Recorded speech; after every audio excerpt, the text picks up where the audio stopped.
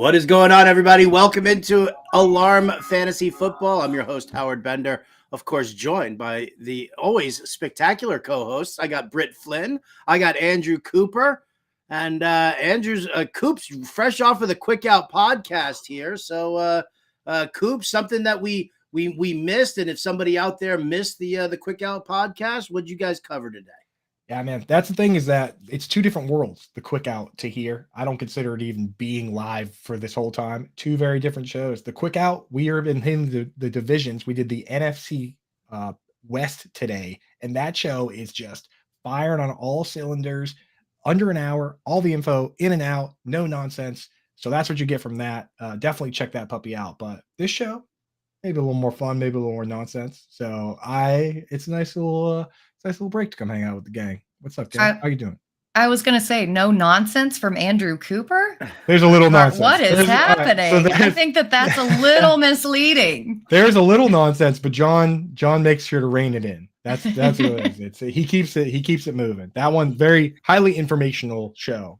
This one as well, of course, but we have a little more fun. We get a little more we'll get the goofballs in the chat. So it's good times. You got to have a little fun with it. Otherwise, then it's just, listen, what separates, if we're not entertaining, then, what separates us from the rest of the world out there. So I like the vibe that we got going on here.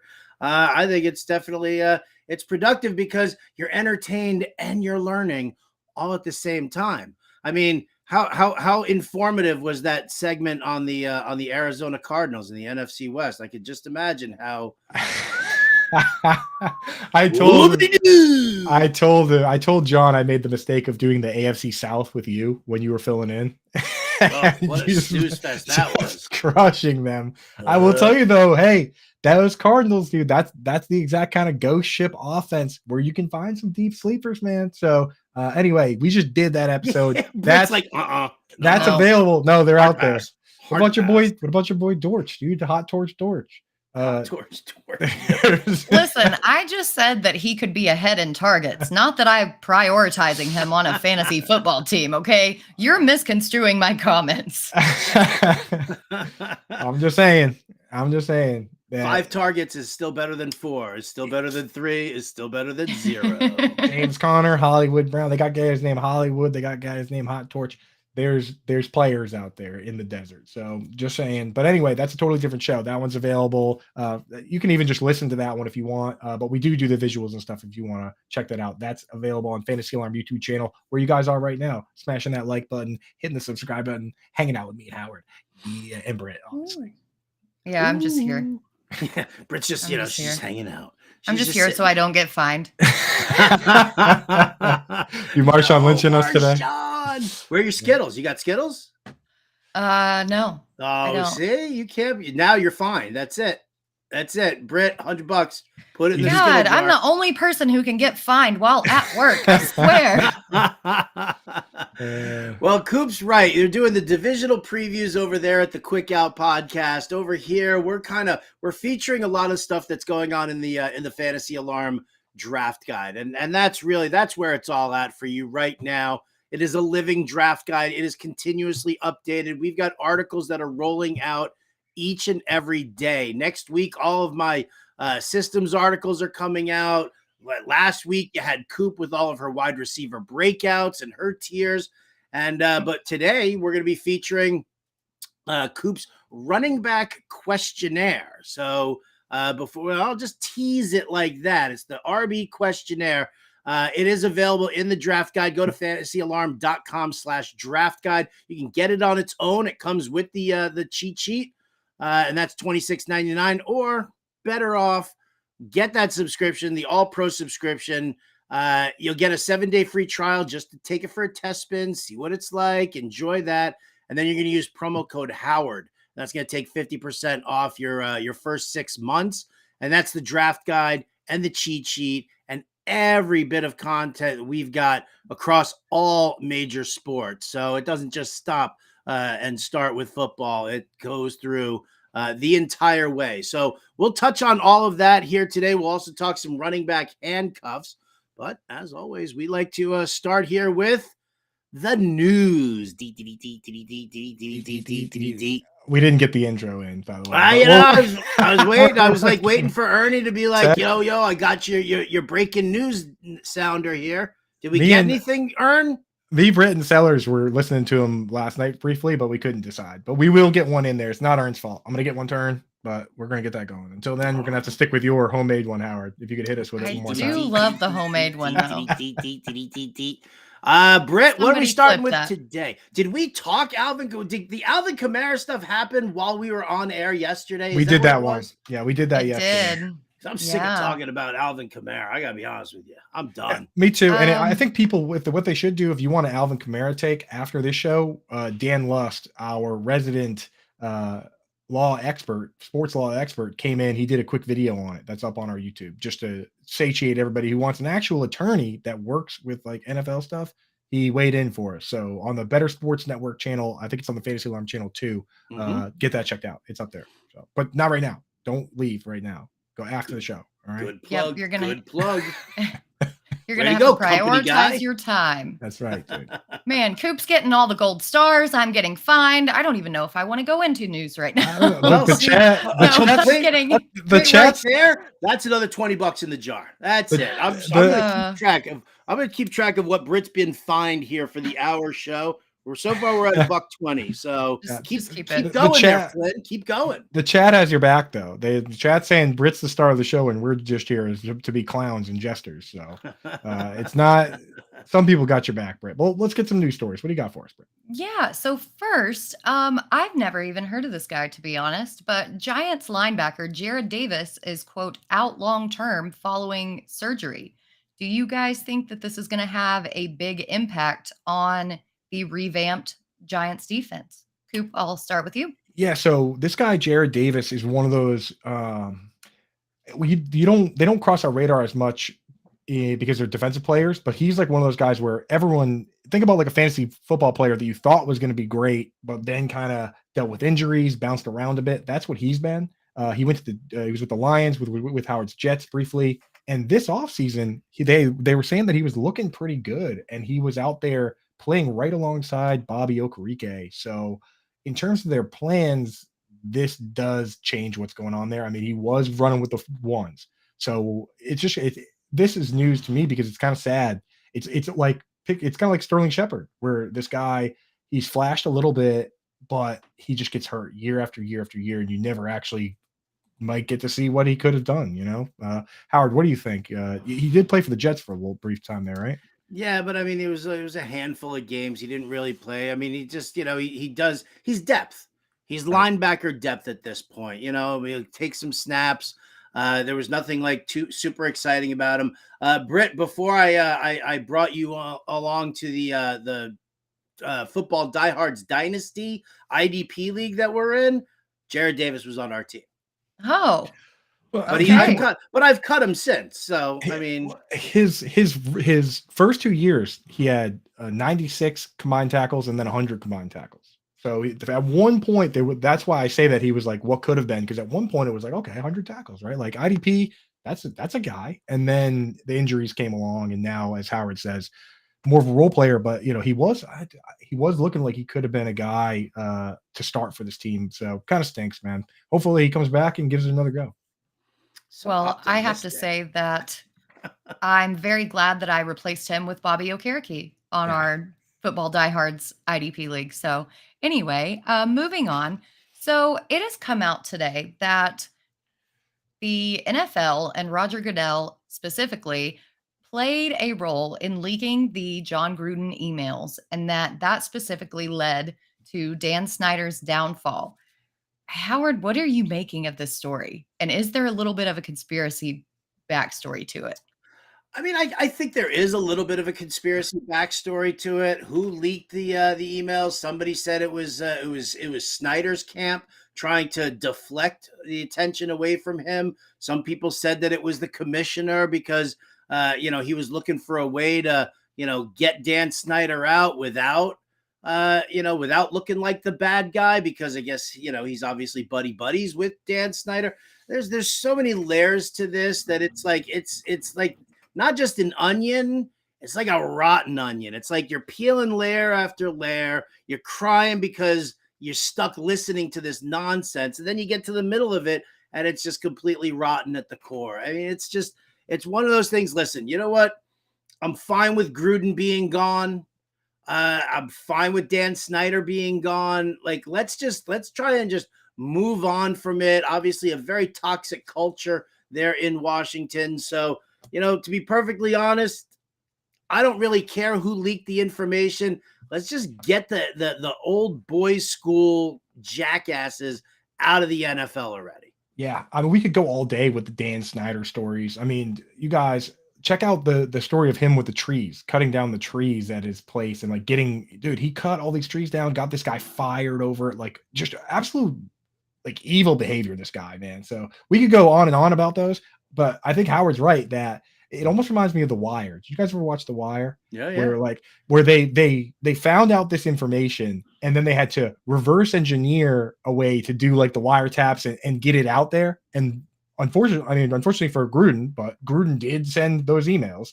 The way they reversed engineered it was by saying these emails are out, and then they're like, oh, let's follow this string. Oh, look at the hits on the end of the string. It's a huge jerk that we don't want part of the league anymore. And that's Dan Snyder. So they might have set it up that way, but I don't care. At the end of the day, if that's what you have to do to catch the really bad guys, sometimes you got to do that. So I'm on board with that. And last, before we go on to another topic, Erndog, can you pull up that picture again, that graphic again? What is this picture of John Gruden? He looks like the Penguin in Batman. Like, what is this picture? I'm John Gruden. I'm a racist. Well, I mean, listen, if we're gonna punctuate this whole thing, if you're gonna make a Wire reference here, then I will just say I can sum up this entire Dan Snyder conversation with one word: shit. Dude, I love that character. I was just gonna say that it smells eerily like Regina George and the Burn Book, but then you guys had to bring up The Wire, so I think that I've been out movied or out series. No. That is a fetch reference. 100% fetch. You can't sit with us. You can't sit with us. I worry about that some days. I even want to. You have no choice. You have to sit with us. I don't want to either. You have to sit with us for breakfast and for lunch, Britt, and you'll be happy. You're just happy that Corey only comes for breakfast, right? Oh my God. All right. Speaking about lunch, there is a popcorn headline here. Yeah. Kyle Juszczyk has, quote, been shocked by the difference of Brandon Ayuk while watching OTAs and minicamp film during meetings, saying that he looks like a, quote, different player. Do we think that Brandon Ayuk is going to dethrone Deebo Samuel's wide receiver 1 role? Coop, I'm going to go with you. Kyle Juszczyk is shocked. I love the popcorn. We should just do popcorn headlines. They are the best, dude. They're the best. They are. Kyle Juszczyk thinks his teammate's good at football. All right. Ernie, another sound effect. We're going to need some popcorn popping the next time we're doing this. Yeah, fullback Kyle Juszczyk thinks that his teammate is good. But I will say this. John and I, hey, this is a little plug for the episode we just did. We just went through the NFC West, and with that, we go through all the lines. Vegas has Deebo Samuel set at only 725 receiving yards. A year ago, he had 1,400. They have him set at 725, and if you think that maybe that's because of injuries, I mean, maybe, but they have Brandon Ayuk set at 800, and they have George Kittle set at 725. So they're suggesting that Deebo Samuel might be the third best pass catcher on this team, and that Brandon Ayuk is set at 800. So maybe there's a little more. Maybe they set the line based on whatever Kyle Juszczyk says, but maybe there's a little truth to what he's saying. Maybe Ayuk is ready to pop off, huh? Like popcorn. You know what? I mean, listen, I'm not gonna speak out against it. I think that Deebo plays a very specific role in this offense, and he's not a guy who's force-fed targets, especially downfield. Ayuk is the downfield target on the regular. So could he pop? Yes, I think he could. Could he surpass Deebo as technically the guy who sees maybe more targets or has more yardage? It is definitely possible. I think the one thing that we need to know is this like real movie theater butter popcorn, or is this like fake movie theater butter popcorn. And by that, I mean, who's the quarterback throwing them the ball right now? Because I think, if we want to see Brandon Ayuk pop, I want to see a quarterback who can sling the rock downfield with some accuracy. And a Brock Purdy, I don't know, hurts when I go like this, Doc, kind of a situation. And then you've got Trey Lance, who's like throwing it that way. And then Sam Darnold, who is, our resident Ghostbuster now. That's still that is, as far as I'm concerned, that's the number one story of the offseason. The Sam Darnold ghost in the pool house, the haunted mansion pool house. Yes. Right. What do you think? Are you more likely to take Debo at ADP? He's going wide receiver 18 on Underdog right now, or would you be more likely to take Brandon Ayuk, who's going wide receiver 28? And I only know that off the top of my head because we just did that show. So before you give me any kudos there, well, I just did it. Sure. 18 for Debo, 28 for Ayuk. Who would you be more inclined to take? No, so I've actually, in the hot takes article that I did last season, one of my hot takes was that Ayuk was going to surpass Debo as the wide receiver 1. And by the end of the season, it happened. And I'm still on that train. I think that he's so good at separating. He's almost as good at yards after the catch as Debo is. And if he gets targeted more, that's just more icing on the cake. Like, I think that this guy is legit. He's the real deal. Debo himself said that nobody could tackle him in a phone booth. I mean, which is an awesome great. Line. Yes, it is an awesome line. Yeah. That's pretty good. What's he know about phone booths? Where are phone booths? Are there? I will tell you, anymore? There is one left, and it's marked as a historical site within walking distance of my house. If you ever go to workable, it is workable. Yeah, you can actually make calls. If you ever that is one of the only ones left in America. If you ever go to London, they still have like a few of the red ones, and there's like in front of everyone, there's a line of like chicks waiting to take pictures inside of it. Like we refer to them as women. Sorry, I apologize. Yeah, there are a line we don't want you canceled already. There are a line of Instagram influencers looking to take pictures in front of phone booths. Okay, so I apologize. In front of the phone booth. Dare you, Coop? Oh, the phone booth. All right, I'll tell you what, before we keep going with the news, because I'm sure that we've got some more, I do want to, I'm going to bring all of this together. I'm going to bring The Wire together, and I'm going to bring Ghostbusters together. So here's the question. Here's what we're doing, guys. We're giving away. Let me make sure that I've got this 100% correct. We are giving away a spot, a free entry into the RT Sports Best Ball Championship giveaway. All right, one free entry to the RT Sports Best Ball Championship. You can play for a grand prize of $25,000 and enjoy that draft and get your best possible lineup each week because it's best ball. And there are only 10-team best balls also. Keep in mind, 10-team, and you only start 2 wide receivers, so it's a little bit more of a abbreviated lineup than what you're used to. But it's $20 entry, and here you go. I will say this.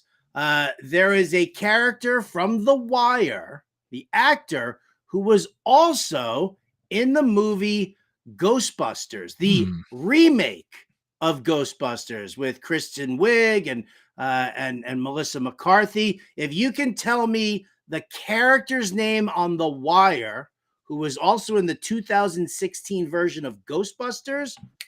All right, boom, chat. All right, chat. Get on it. There. The winner. First person into the chat with that answer, that they win the $20 prize. Wow. And by the way, $20, it's a $20 prize, but the winner of that tournament gets like $25,000. 25 grand. Yeah. So it's free a shot. $25. Oh, boom! Wendy! Yeah, my girl. Da, da, da, da, da, oh, Omar with the scar. Omar with the scar. Yep. Rest in peace. Unfortunately, he did pass away. Absolutely. He was in the Ghostbusters movie. He played, where was it? Agent Hawkins. Okay. So yeah, Michael Kenneth Williams. Michael Kenneth Williams, rest in peace. All right, Wendy. Wendy representing the family in the RT Sports Best Ball Championship, bringing $25,000 home. Wendy, you've been on fire lately. She came on your show, right? The Sirius show. She was on the Sirius show. Absolutely. The Battle of the Sexes best ball tournament. If you guys want to do that, follow at Wendy Early. That's WENDIEARLEY. And her and Michael Salvon are actually running this this Battle of the Sexes, boys versus girls, in a best ball tournament championship. So congratulations, Wendy. There you see it right there in the chat. Just email contests@bettersportsnetwork.com. All right, let's get back to the news. Scam said Apollo Creed. Good try, Scam. Good day. You got to shoot your shot, man. You know what? He's a cat. I don't expect him to know all movie trivia. Okay. What was Michael B. Jordan's name in the Wire? What was his character's name? Oh my goodness! I remember. You got to remember because they said it over and over. Where's so and so? What's it? Oh, they said it like 100 times on the show. Where's Wallace? It was Wallace, right? Where's Wallace? String. Where's Wallace? That was Michael B. Jordan. I think it was Wallace. Wasn't Michael B. Jordan Wallace? I don't know. Look him up. Yeah, because he kept saying, "Where's Wallace? String. Where he at?" Oh, yeah, George says it's Wallace also. All right. Well, good job, Coop. You win absolutely nothing. Not even my respect. So. Hooray. Exactly what I already had. Can he win my fine? But I did win, though, right? See, now you just got fined $50 for thinking that you're so cool with the shades. So Britt's still in the hole, 120. Coop now owes 50 to the pizza party. This show is costing me money. This show is costing us money, Britt. Why do we even do this show? Because we are devoted to all of our loyal followers and fans. That's right. There it is. There it is. Company girl, do we have any more news that we want to jump into? So there is one. The NFL, or the coaches, execs, and scouts in particular, ranked their top cornerbacks, with Pat Surtain topping the list. Howard, does that kind of get in your craw that Sauce Gardner isn't at the top? No. I'm okay with that. With Sauce Gardner. I'll tell you what it is about these high level cornerbacks and these great cover corners. If you're sitting there at the top, eventually teams just stop throwing in your direction, and that actually devalues you as a player, right? Because all of a sudden it's like, yes, you get signed and you're there, and yeah, you can shut down like one side, but all of a sudden your stats look like garbage. You have no passes defended. You're not making any tackles or anything like that. And then all of a sudden, when it comes time to negotiate your contract and they start looking at your list of stats, they're like, nah, they're average corner numbers, in that realm. That's what happened to, what was it? Oh, Ndamukong Asamoah. Ndamukong Asamoah is the exact player I was thinking of, Howard. That's so funny. You think of that's the exact guy, right? He just stopped throwing in his direction, and it was like, well, what good is he now? Yeah, I was waiting. I was like, that's the dude. Nnamdi Asamoah was a perfect example because it was him and Revis to a certain degree as well. But Revis, at least, he would find a way to trick people into throwing him interceptions versus just being a complete shutdown. So it is true. And I guess that list is pretty good. I will say good. That list is fantastic. It actually is fantastic. Although I don't know if Trayvon Diggs, man. I mean, yeah. Stop it. But I would say that maybe Stephon Gilmore might be slightly better on his own team. I think that Gilmore, the former defensive player of the year, came back. He was great last year, and I think that he's more of like your true lockdown. So it's not that I think that Diggs is good, but I think that maybe Gilmore might have needed to be on there. Also, I guess it's hard to pick people to take off the list, but I feel like James Bradbury kind of deserves a spot somewhere on there. That's all I have for nitpicking. Again, it is a very good list, so I have to nitpick a little bit, but I don't know. Listen, the honorable mentions right here. They're fantastic too. Xavier Howard, J.C. Horn, Tariq Woolen, Tre'Davious White, L'Jarius Sneed. Yeah, no, that's the thing if you were gonna do like one of those like fan ones based on interceptions and stuff, then Tariq Woolen would be on there. But I think they with these execs and scouts, they are going for the true guys that are lockdown. I love Marshawn Lattimore, except when he plays Mike Evans, because I like Mike Evans more. And they always get in a fist fight like every time. Well, Mike Evans ain't getting the ball now because Baker Mayfield sucks at football. Shout out to Dusty in there. Diggs gets burnt like he's covered in hot fish. He improved a lot last season. He improved a lot, and he doesn't get his He flowers did. for improving. He His didn't. son You're right. kills He me. did I improve. love his kid. His kid is the best. Aiden is a national treasure. Yes. And I want nothing more than to just hug him and like yell, "Believe in yourself" at the same time as Aiden Diggs. Well, enough cowboy. Play the cowboy sounder. How about them Cowboys? How about them Cowboys? Enough Cowboys. Let's do some RB questionnaire. Coop's like, oh, pay attention to me. I wrote an article in the draft guide. It's called RB Questionnaire. All right, Coop, there you go. The floor is yours. Please explain, mansplain to me and Britt what the RB Questionnaire is. You done? No. You guys know what it is because it's an integral part of the Fantasy Alarm draft guide. It was in there last year, right? And it's another one of these things, just like the target totem pole we did last week, where this is my opinion. These things we're going to look at here. But if you see some spots that you think should be different, great. Use that in your leagues. But here's what we do for the RB Questionnaire. We look at the 5 different essential situations within football and figure out who's going to have each role. So you have first down, the guy who starts, right? You have pass down backs where some teams, of course, use different backs for just typical third downs. You have short yardage goal line. And the way I always picture this one when I'm coming up with who's going to be the guy for this is just imagine it's a 35-yard pass downfield and it's a pass interference in the end zone. And the coach can send any one player down there to punch it in. So it's not like there's, they're picking, okay, goal line, go down there. Who's going to be the guy, right? Then you have the 2-minute drill. And I separate 2-minute drill and from the pass down back because it's a separate skill set, in my opinion. You, because of the way the hurry up works, you need to be able to not only know all the schemes and be able to have like 3 plays called in the huddle at once there's no substitutions, but you also need to know all the audibles. So it's not the same as just the regular pass down back, in my opinion. And then the last role, kind of looked at times, is the late lead. Who do they use to finish the game? Some teams will use one guy and other teams will bring in a backup. And that's how Isaiah Pacheco carved out that role. For those that were paying attention, he was not the starter but they were winning games, bringing this guy in. And eventually he led the entire, he was one of the top backs in carries in those situations and kind of pulled that role away. So that's what we do here. I'm going to pull it up now. And kind of ask you guys what your thoughts are. But this whole thing is going to be available it might be a little tough to see, but the whole thing is going to be available in the draft guide for you guys to check out. And like the target totem pole, if you're a Fantasy Alarm member, hit me up in the Discord in Coop's Corner. If you want a blank copy of this to fill out or tinker with yourself, I'll send it over. You can check it out. So a lot of work goes into these.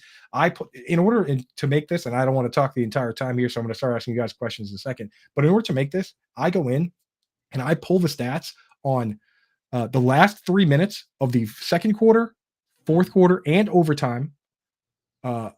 Who is getting the targets in those situations? I pull the last 5 minutes up of games when the team is winning. Who's getting the carries in those situations? I go through and I look at who's got carries inside the 5, 10, 20. And actually look at it from last year and make my best guesses here. So I know you've had a chance to look at this, guys. So, first, just right off the bat, is there anything that jumps out at you as far as guys that maybe you think either are listed as bell cows on here, which are the green guys, or guys that aren't listed as bell cows that you think maybe should be?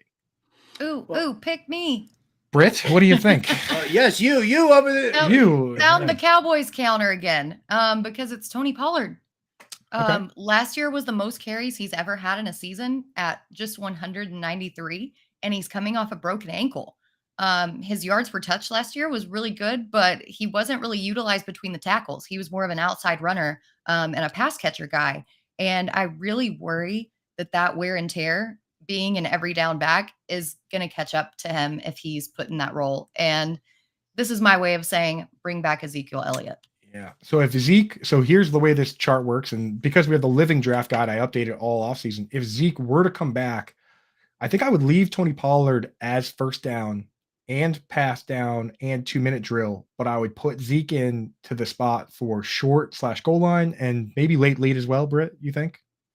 Yeah, absolutely. That was what Zeke did last season, so it makes total sense. Yeah, so with that, it would actually look more like if you look at the Packers as an example, where they're on here as since they're a NFL I'm football looking. team. It's a lot of blue and orange, my friend. A lot of blue and orange. Quite a bit, yeah. So the Packers are right. Where are the They're Packers? right in between the Lions and the Yeah, they are. Texans. Yeah, So so obviously alphabetically. right. So you see how it's like it's split now. Who made this thing? I don't know, dude. It doesn't make any sense. So for the color, is it by division? It's not even by division. Oh, it's alphabetical. All right, it's alphabetical by the. It's alphabetical by the city. But the city's not on there. Even listed. Yeah, it's a bit of a deep cut article in that sense, but it's kind of cool that you noticed that's how it is. But anyway, I love you, Coop. Green are 3 down backs, orange are run down, blue are pass down, yellow is where we're really unsure. If Zeke comes back, then you probably have an Aaron Jones, AJ Dillon situation there. So that's all I was getting at. That's what we're getting at, dude. Yeah. So anyway, Howard, what about you? Anything that jumps at you and say, you know what, I'm not quite sure this guy is the guy now, or I'm sure you probably just spent a few minutes basking in the fact that I have Nick Chubb listed as the man across the board, right? Well, I mean, that should just go without saying. No, actually, the first thing I noticed was that the fourth column on the Ravens is not filled in with any kind of a color. So I'm completely confused as to your opinion there. Okay, well, that minor oversight there. Just a little glitch. But no, actually, you know what? I'm gonna go to the Rams, actually, because the Rams, that they've got Sony Michel, they've got Kyron Williams. I know that there's Cam Akers, and I know that he and Sean McVay kissed and made up last year. But is there any concern that like, even how about late lead? Yeah. For the Rams, if the Rams have a late lead, don't you think they'd rather just kind of work Sony Michel and his bone-on-bone knee as opposed to risking Cam Akers? Yeah, I mean, I don't know how many late leads this team's going to have, but in that case, I could see them going Sony Michel. I will say I did pull the numbers, like I said, and Cam Akers surprising. I was actually surprised by his usage, that he was the only guy that got targets in the 2-minute drill. He was on the team. He was the only guy that essentially was getting the goal line carries, but they really didn't have many late leads, so there wasn't a lot to look at there. So I'd be willing to put Sony Michel there instead of Cam Akers. But again, when you look at their odds for pretty much everything, Super Bowl, the rest of that stuff, it doesn't look too great, So, all right, let me see. When we look at this, you can see that some of these are fairly thin, like the Rams, for instance. When you look around here at some of these thin ones, and Britt just pointed one out, the Cowboys, which of these teams, in your opinion, do you think maybe could stand to add a little bit of depth? I mean, there's a few teams that immediately, if you throw Dalvin Cook on there, he might actually just be straight green across the board. And I still think that's the opinion with the Dolphins, but Howard, is there anybody that when you're looking around, you say, man, this team could use a couple guys? The columns on the right, the two ones there, those are the rundown and pass down potential handcuffs. So that's what that column is. I mean, as far as like, needing somebody else in there or wanting somebody else in there, I would say that I'd really like somebody that, I had it, and there you go. Oh, you know what? Let's look at the Vikings. Let's look at Alexander Mattison, because, one of the things that we kind of noticed, obviously Dalvin Cook was the lead back there, but, the scheme itself, it kind of changed a little bit, the blocking scheme. They started doing more hybrid blocking. So they did man blocking, power blocking, along with some outside zone stuff. And I feel like they kind of want to do a little bit more of the power blocking, and that doesn't really jibe well with Alexander Mattison and his skill set. And I also think that we could be looking at Ty Chandler being a little bit better of a pass catcher than Mattison. Yeah, so that I really struggle with that, Howard, because everyone loves Ty Chandler, and like you look at his college stuff, it was great. When I went back and looked at it, he didn't play a single pass snap last year. Now it's so interesting because you look at Keenan Nwangwu, and he played, but that's because he's an amazing kick returner. He actually ran back multiple kicks, the all-pro kick returner. That's probably why he had the roster spot over Chandler. So it's crazy. I think Chandler could carve out a role there. They also have Dwayne McBride, who is just this like big Jordan Howard, Alfred Morris type bruiser back. So it might be Madison across the board in green, or it could be just as you suggest, a huge mess, man. So that is a tough one for me. Maybe next year we got to work in a different color where it's like maybe bell cow versus definitely bell cow, because yeah, man, there's some concern there. I think above all, I think the most surprising thing, and I'll ask you on this one, Britt, just how much green there is across the board, right? And how many guys, how many teams that we're looking at? I mean, you got the Titans, you got the Bucks, for the most part, you got the 49ers and the Steelers. Like it's the same guy all the way straight across the board. And that actually kind of surprises me, a little bit, because we constantly talk about there's no bell cow. Everybody's moving to that, multi-back system here. Does that surprise you at all, Britt, or am I just kind of off base? Yeah, I think some of these teams are just green by necessity, like the Bucks, for example, because behind Rachaad White, they've got Chase Edmonds and Keyshawn Vaughn, and those two guys aren't doing anything. So it just kind of, Rachaad White might not be the bell cow in the sense, but they have no other option. Other teams, the Rams kind of surprised me that it's Cam Akers across the board. Sony Michel did well when Akers went down and with all his issues, and they signed him, they brought him back. So I can see him having a much bigger role there. The Patriots, as much as we like Ramondre, I think that Pierre Strong works in a little bit more than what we're thinking. I don't think that it's going to be Ramondre the entire way through. Montgomery. Oh my God. Bingo card. Bingo card. You're fined again, Coop. You were fined. Yeah, I knew I was going to get fined. That's a $500 fine. You know what's funny though is that Howard actually told me on a previous show that I would be fined if I said Ty Montgomery's name, but it has to be said. It has to be said because last $500 fine. All right, well, I'm in the lead then. Last year, Ty Montgomery in the first game played 20 snaps at running back, got 4 targets. It looked like he might have been in that role. I'm sorry, but he was in the role. He was playing that. So, Ty Montgomery, Pierre Strong, it's there. And here's the thing about the green on the board is that last year I did this and I talked to John and Pemba about it. We kind of went back and forth on what we were going to do. And I have it from last year. And there was a little bit less green, but it turned out that we thought right here, you look at the Raiders, we thought that Josh McDaniel was going to split that backfield. He didn't. We thought that Bill Belichick was going to split this Patriots backfield. He didn't. So we had less green last year. And then as the season panned out, it turned that we should have had more green. Right. So kind of interesting how that goes, and of course, when you have green across the board, that doesn't mean they're going to play 90% of snaps. No one does that. It just means that they're the preferred back for those situations. And a lot of them are fairly high leverage situations. Even the late lead, quote unquote, one is such an important fantasy football situation. If you think about what happened to the Chargers last year against the Jags in the playoffs, all they had to do was run the football and they couldn't do it. And Austin Eckler is a guy that has never had 1,000-yard rushing season. So for me, that's a team where I look at and I'm like, putting Eckler there and then figuring out who even is the next best guy between Joshua Kelly, Isaiah Spiller, Larry Roundtree. And Howard, I know that you have a little bit of a take there as far as Kellen Moore and who he's worked with in the past, but I wouldn't be surprised to see the Chargers bring somebody in that's at least a little bit of a bruiser, Yeah, well, I think we're going to end up seeing that. Zeke's either going back to Dallas because Jerry's going to probably overpay him or at least just offer him because he loves him, or Kellen Moore is going to scoop him up and he's going to do it. He's going to bring him to the Chargers because he does. He needs that guy.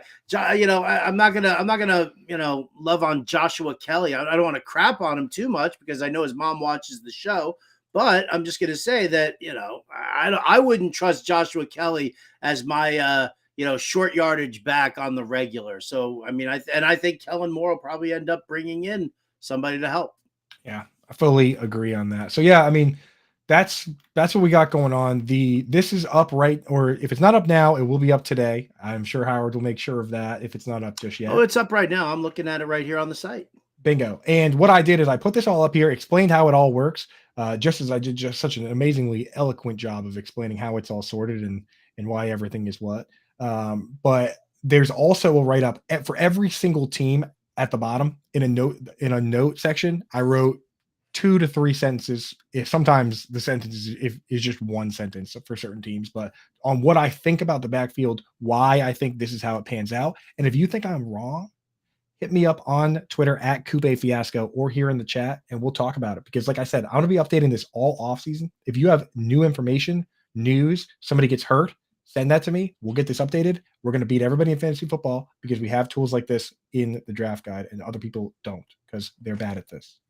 Yeah, between this and the target totem pole, absolutely. I think these are two of the best things because you're offering up. And again, if you're in the Fantasy Alarm Discord and you hit Coop up, to just get a copy of the spreadsheet just so that you can kind of play around with it on your own. Yes, you get the draft guide and you can look at it. And it's not really if you're printing the page out, you can't make your own edits or you're going to have to like cross a bunch of things off and stuff like that. So hit Coop up in the chat and get a copy of that spreadsheet, or not in the chat, in the Discord. That way we know you're a subscriber. You can sneak in there. And Hope was in there, asked me for a couple people asked me for the last one. And that's the thing is that like a lot of Fantasy Alarm members are sharp enough that you probably want to do it yourself. And I do it every single year. I've been doing it for years now. And it really helps you figure out, like, take what you're actually thinking here and put it on paper so that you can make your decisions, right? So, yeah. All right. Well, again, as Coop said, check it out. Across the bottom, you'll see a ticker, and that'll tell you fantasyalarm.com/draft guide. You can get yourself a copy of that today. Folks, play the real-time fantasy sports football best ball championships. Remember, the spot that Wendy Early just won because she's so smart and she knew that it was Omar? Yes. You can join her and play in the real-time sports fantasy football best ball championships. You're competing for a grand prize of $25,000 with only a $20 entry fee. So enjoy the draft and get your best possible lineup each week automatically. And remember, there are live drafts happening every single night, so you can choose one that fits your schedule. Get our exclusive offer of 100% deposit match up to $200 for first-time users. Just go to rtsports.com/alarm. Use that promo code ALARM23. Again, 100% deposit match up to $200 if you go to rtsports.com/alarm and use that promo code ALARM23. And as always, please play responsibly. And if you or somebody else that you know needs a little help here, call 1-800-GAMBLER. All right. Well, shout out to McGonigal and to Brendan Booth, both sitting there in the chat, who alerted me to the fact that I was OTC in the Scott Fish Bowl. And you know what? I sneakily made my pick, guys. Live pick. Woo! A sneaky live pick there. And I grabbed, I grabbed Kenneth Gainwell. I needed to round out my, 17th round Kenneth Gainwell. Sellers is going to be so proud of you. 17th round, man. Can't beat 17th round. Stop. You guys. Sellers has been banging the Kenneth Gainwell drum like incessantly. I really hope that he's watching right now. I hope that he hasn't lost service on his route because he is going to be so happy that you took Gainwell. Yeah. Yes, while staring at the RB chart, that Kenneth Gainwell isn't even on there. He's on there. He's in the handcuff area. But that said, we don't know. We don't know if DeAndre Swift is going to earn that role. He's already been with the team, Gainwell. And man, I'll tell you what, this statistically, maybe the numbers aren't there for fantasy so far, but eye test wise, go back and watch some of those plays, man. This guy is scoring.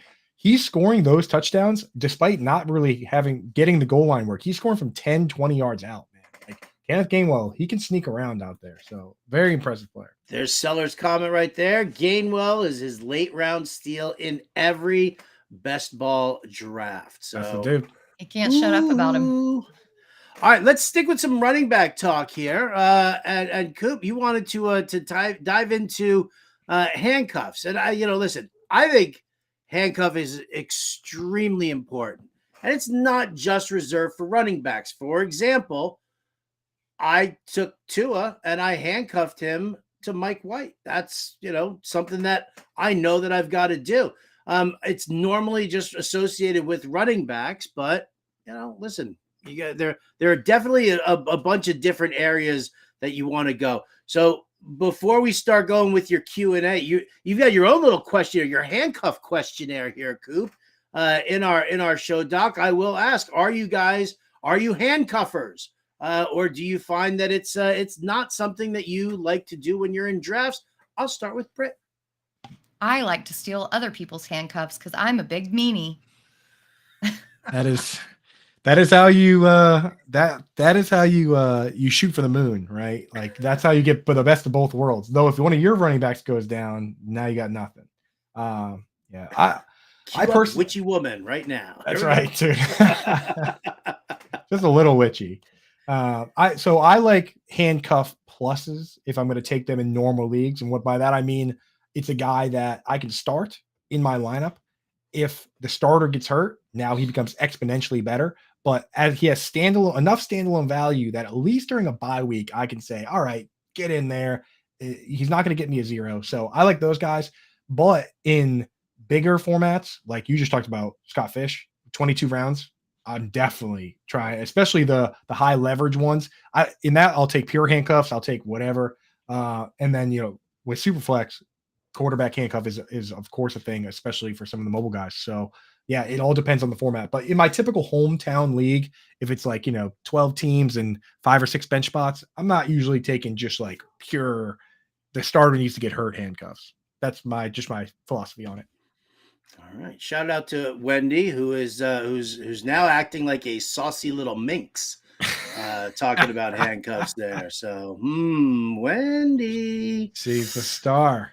All right, well, Coop, let's go with your Q&A here, please. You've got the floor, my brother. What do you got? All right. So I want to ask you first about the handcuff pluses, because that's what I just brought up. Those are the ones I like best. Those are my favorite. So give me a guy that you are willing to draft where they don't have to be your RB2, but somebody that you can start during a bye week, start during injuries. But if the starter gets hurt, now we're talking maybe you do have an RB1 or an RB2. So, Britt, you first on this one. Who's somebody you think they could have some standalone value and maybe shoot the moon with an injury? So I don't necessarily agree that he's a handcuff, but on your chart, he is colored in blue. So I went with Antonio Gibson, and it probably sounds like a broken record because I've been going on and on and on about Antonio Gibson this entire offseason, but his ceiling as a pass catcher is so incredibly high, and we still know that he can run. People want to talk about him being inefficient. Well, look at Brian Robinson. He's not exactly the most efficient back out there. And if they're already splitting carries, if something happens to Robinson and Gibson gets the pass work and the rushing work, his ceiling is insane. Yeah, I like Gibson already as is. Like you said, standalone. I think he could be RB2, honestly, in full PPR if he's got that role, because Brian Robinson didn't really flash the pass catching chops. Howard, what about you? You got a handcuff? I mean, if you're looking for somebody who's got standalone value who could get an even bigger boost, I mean, you got to go with Jerick McKinnon of the Chiefs. Oh, yeah. It's kind of, it's low hanging fruit. It's not exciting or anything. There's no big sleeper here, but Isaiah Pacheco is coming off of hand and shoulder surgery. They're saying that he's not ready to come back and start camp. Sure, you got CEH, who's like this, tiny little bowling ball who kind of rolls his way through. But, the Chiefs, they love the run and gun offense. They love the pass catching running backs. And McKinnon is a guy who is going to be able to continue his role, at least until, I don't know. I mean, he's 82 years old right now. So he's got a little time left. He is like the quintessential guy that what could have been, because he had the best combine like I've ever seen for running back. Dude, he did bench press 32 times. That would have been more than any of the tight ends this year. But yeah, and that's a sharp pick, because when I look at the ADP for him, he's going earlier in stuff like the FFPC than you might think. So yeah, that's a good one. For me, somebody pointed out in the chat, Dustin there said I would say Devin Singletary, but he might just be the starter. I think that maybe a little rich. I think Dameon Pierce, he's definitely the starter in the early down back, but I love that they brought this guy in for pass downs. I've said it before on the show, Dameon Pierce graded outside the top 120 in Pro Football Focus. Bobby Slowick, the OC, used to work for Pro Football Focus. So Devin Singletary guy I like a lot. And I think if the starter gets hurt, I mean, he's the guy. So pretty easy one there. What about like pure handcuffs? And when I say pure handcuffs, I mean you can't trust them, but if the starter gets hurt, they go straight to the moon. And the thing is, some of these pure handcuffs might actually, like Devin Singletary, he's still going to be on the Texans if Dameon Pierce gets hurt. So how high can his ceiling be? But who are some guys that you can't start them probably, but if the starter goes down, they're going to be the number one waiver ad, Howard? What do you got? Tyler Algier. Yeah. Okay. Yeah. Bijan was drafted. He's coming in. He's going to be the number one. Algier might get some short yardage work and, some complimentary work just to kind of spell Bijan and make sure that he's not overworked. But yeah, if Bijan goes down, we all saw what Tyler Algier did in this offense last season. So give me him. I mean, he's one of the ones that I like to steal from other people. Yeah. I've seen you do it. I've seen you do it. I've seen you take a lot of Algier. You probably have more Algier than Bijan, right? Yeah. Just the way that the draft boards have fallen. Yeah. I hope I'm not drafting near you in the staff mock draft tonight. No, I'm the 101 in the stack. All right, good. Tonight, I'm the 12. I'm on the total opposite end of you. All right, good. Did you engineer that on purpose? Did everybody join? Did everybody join the mock, Howard? Yeah. The last straggler finally signed into the draft. Sorry about that. That you know what? For reminding me on that, you just got to find another $50. I'm in there. I'm logged in, bro. We hours in advance. Advance. I'm telling you, you're not getting paid this month, Coop. Oh, dude, that's how tight the ship is here, folks watching. That I log into the draft 8 hours before, and I'm still getting fined. Unbelievable, dude. Because you were last. Well, everybody else is just an eager beaver, I guess. What the heck? So all right, mine for this is I got to give credit actually to John Pemba for this one, because he was the one that, in talking to him, kind of convinced me that Zamir White, when you look around at what they did last year with Josh Jacobs and what they want to do, and then you look at the rest of that depth chart, and it's guys like Amir Abdullah and Brandon Bolden.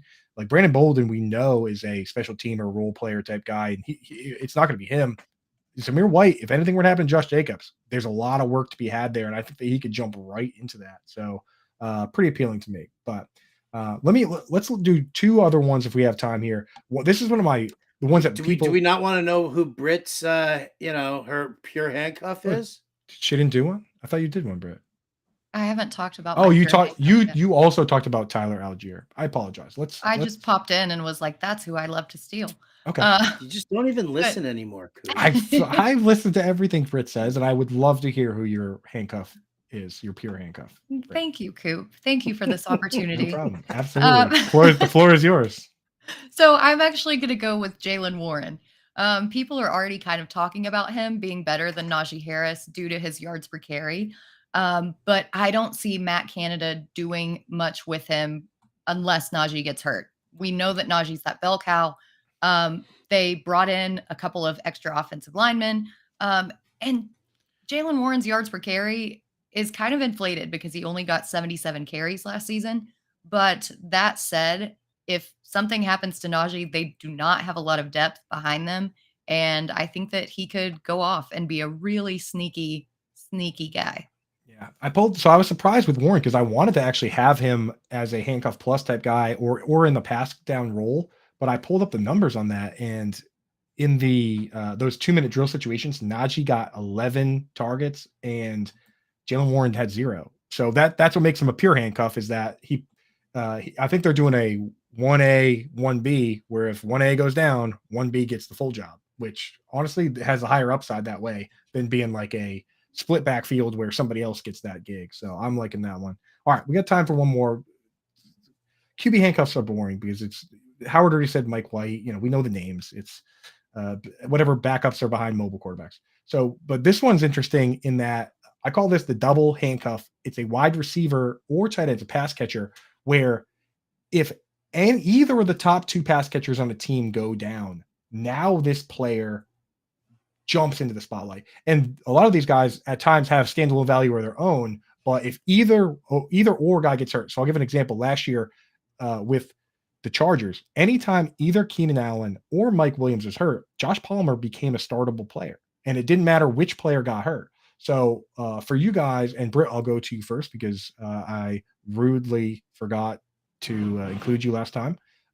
Is there a player where you think, okay, if either of the top 2 dogs goes down, this guy is going to be valuable right away in fantasy?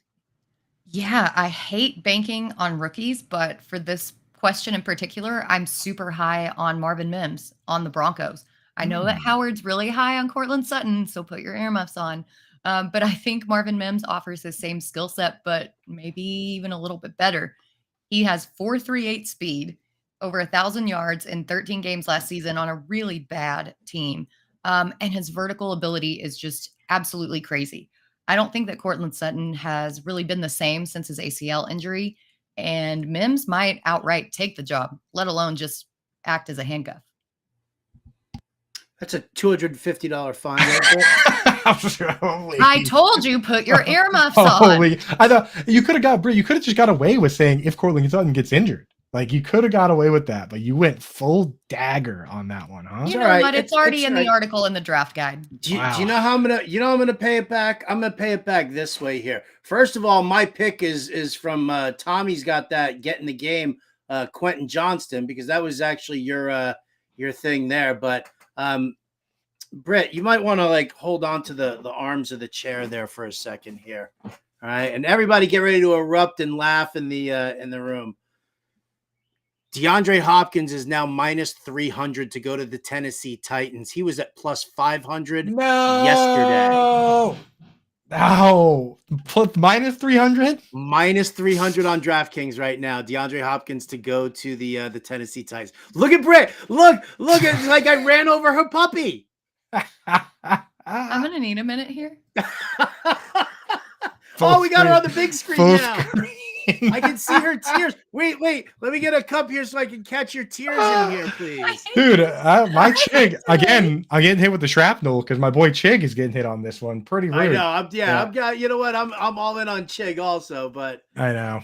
All right. Anyway, I don't know how to put that back, so we're going vertical. I messed it up, and only Ernie knows how to fix it. And we also have like 10 seconds left. We have like 15 seconds. So you know what? We're going to continue this discussion tomorrow here on Alarm Fantasy Football. For the weepy Britt Flynn, for Andrew Cooper, for the two of them who just got fined a whole lot of money, I'm Howard Bender. This has been Alarm Fantasy Football, and we will catch you next